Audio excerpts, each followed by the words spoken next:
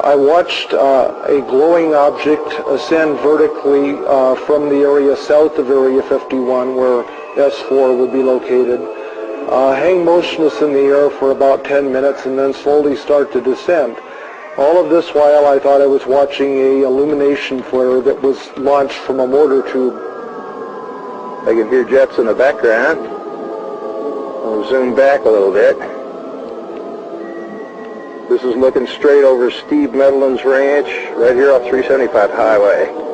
This is right over the peaks. Once it got down to the ridge line, however, it was in front of the hill that had come up from behind. The hill was about 12.5 miles from my position. It came down to a few feet above the ground at the base of the hill, hovered momentarily, which is still consistent with what a flare might do in calm air, but then suddenly it shot off westward, covered 4.8 miles in 1 to 1.5 seconds, and stopped cold, also about 30 feet off the ground, hovered just long enough for me to get it focused in my binoculars for maybe 2 seconds, and then it vanished right in place. We've seen video of craft that were luminous, that would move across the sky as if it was skipping a stone across water, or sort of a sewing machine effect. What we see across the screen are a series of lights, of dashes of light, as the object moves from point A to point B. And a rather strange warping occurs that's very difficult to unravel until you go frame by frame and you begin to see what is actually occurring. Therefore, we are seeing what you might call a shadow effect of the propulsion mechanism at work.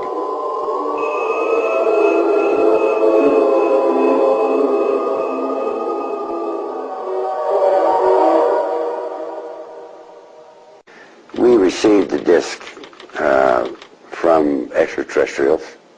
This particular one that I had to work on, or did work on, was from the Kingman crash, and that was later on taken to a Nevada test site where, at the time, I didn't know. Were there any alien bodies recovered? No bodies. There were 4 live, feeling good guys. 4 live extraterrestrials? 4 live, feeling good, extraterrestrial type individuals, yes. And where were those 4 extraterrestrials taken? Initially they were taken in New Mexico. And then several months later they were taken to the Nevada site.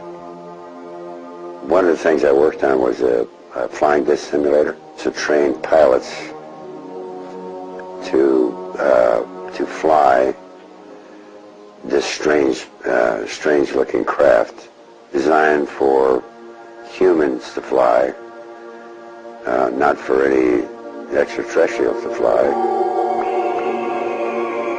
His most fantastical claim was that he worked at Area 51 with an alien codenamed J-Rod for 16 years on this simulator project. J-Rod is a gray alien, about 5'4". His role was only as a translator, scientific translator. That was all. If we wanted to put something in the place of what they had, he had to agree with it. I would have a question, and I would bring it up in my mind, just how I wanted to present it with him, and he'd already know that I had this question, and he would already have the answer for me. And if he responded, it would be in my voice. And you wouldn't even open your lips. It is possible that he and a few thousand others are working on the project, either here or elsewhere. Is this a few thousand other greys?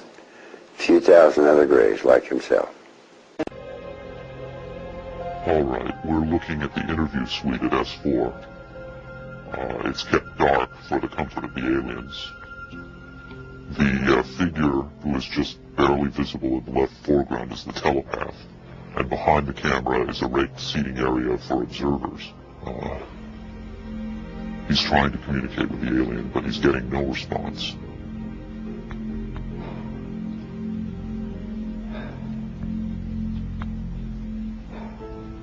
There's very little he can do. There's no direct connection between his space and the biocontainment area. That's the aide stepping in on the right. The medical staff should be there by now. They're slow in responding. There they are. I have to say the medical personnel at S4 are less than first rate. They tend to be selected for their willingness to keep secrets rather than their medical competence. By the way, he's not shining that light into the eyes. It looks that way, but in fact he's checking for hemorrhaging around the eye sockets and in the nasal cavity. I'm sorry. It's very hard for me to watch this.